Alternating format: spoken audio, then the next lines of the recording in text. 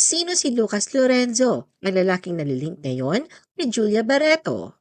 Sa gitna ng katahimikan ng breakup issue nila ni Gerald Anderson, lumitaw ang balitang si Lucas Lorenzo umano ang bagong constant companion ni Julia nitong mga nakalipas na buwan. Si Lucas ay isang pribadong individual na kilala sa mundo ng negosyo bilang Chief Executive Officer ng Restaurant Concepts Group Inc., ang kumpanyang may hawak ng mga high-end restaurants brands tulad ng Barcino, Meat Depot, Single Origin at Blue Smith.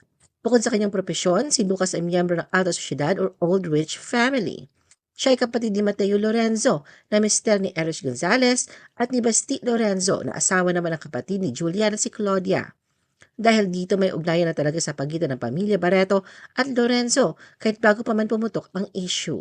Ayon pa sa mga ulat, si Lucas ay isang equestrian, isang sport na madalas iniuugnay sa elite circle ng lipunan.